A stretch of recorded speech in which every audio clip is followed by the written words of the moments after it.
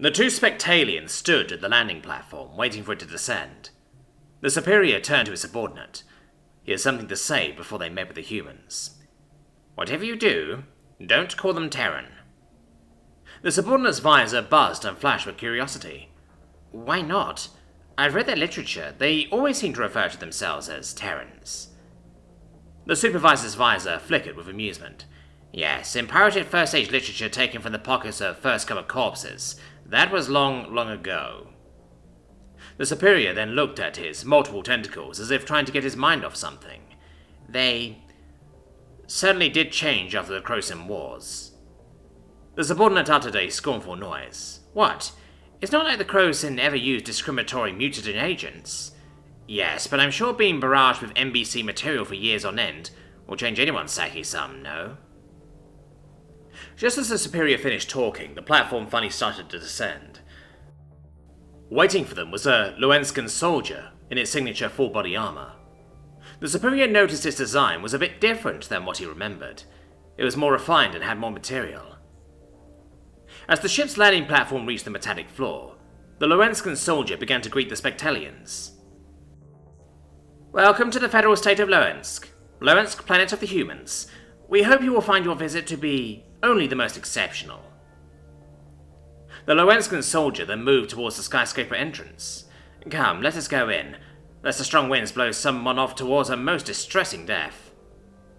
The Spectalians followed the Luenskan soldier towards the skyscraper. The subordinate simulated a coughing noise with his visor. The Luenskan soldier took notice and stopped walking. "You have disease?" The Luenskan soldier turned his head around. "Or do you really want to ask us a question before the meeting?" "A question," the subordinate quickly clarified. He heard rumors of what the humans do to those they deem unsanitary. "Well, what is it?" The subordinate took a few moments before asking his question. "Why did you address your nation as the federal state of Luensk? You used to always address it as just Luensk to our previous diplomats." The Luenskan soldier relaxed a bit. "Oh, that. Well, long story short, the war that unified the peoples ended, and that meant the peoples didn't have to be united as well." The Luenskan soldier turned around and walked towards the skyscraper entrance once again. "The FSL is still big enough that calling it just Luensk is fine, but to respect countries that seceded from us, some refer to ourselves as the FSL instead of just Luensk now." The superior was shocked. Territory seceding usually meant the total collapse of all Spectalian civilization. The Spectalians were either united together or in complete anarchy. They reached the entrance, and the Luenskan soldier motioned them to enter first. As the Spectalians entered, a grand reception hall was laid out before them. Old-style chandeliers hung from the ceiling.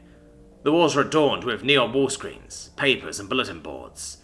The floor was completely made out of glass, revealing the floor below them. Many humans could be seen below, each walking in various directions. The Luenskan soldier then motioned to them to follow him through one of the many hallways, and the Spectalians obliged. Wanting to follow up on what the Luenskan soldier said before, the superiors began to speak. "If there are multiple states on a planet, wouldn't that cause immense hostility and tension?" The Luenskan soldier shrugged. "Maybe, but they're happier now than before." At that moment, the wall screen to the left of them flashed with an advertisement for the State of the Free Fonts Forces. It showed a clean, sunny beach, a rarity on the planet Lunsk, as well as a beautiful, tanned and smiling girl in a slave collar and shackles, holding an oddly coloured drink in her hands. Why she was smiling was anyone's guess. She also wasn't wearing any NBC gear, a rare sight indeed. The Luenskan soldier began to speak again. "Okay, maybe not happier." The Luenskan soldier continued to walk without further comment. Finally, they approached the room where the meeting was supposed to take place. The Luenskan soldier opened the door, revealing many humans wearing NBC gear, like the Luenskan soldier, sitting in chairs. All of them turned towards the door. "I believe this is where you all and I part ways." The Spectalians entered through the door and waved the soldier goodbye. The soldier waved goodbye back and began to close the door, but then he stopped and said something in a serious tone. "He's right. Don't call us Terrans." The subordinate froze in fear. The superior stood in shock. The superior was about to ask how he had heard them. "How? Why?" interrupted the subordinate. "Is it a slur or something?" No, nothing like that. It's just Terrans and furs that we live on Terra, or as we more commonly call it, Earth. Earth? Asked the Superior. Where's that? A faraway planet lost to time, but that doesn't matter anymore. Loensk is our home now. We're Loenskan, not Earthlings or Terrans or whatever. Loenskan. The Loenskan soldier then closed the door. The Spectalians turned around to the people sitting at the table. One was tapping his fingers on the table. She dressed ostentatiously, with brilliant white, sparkling gems covering her clothes. Well, said she, as a representative of the FFF, let me be the first to welcome you Spectalians here. The Superior walked to her and shook her hand with one of his many tentacles. And let me be the first Spectalian to greet a Loenskan for the first time since the Second Crosan War. The representative retracted her hand.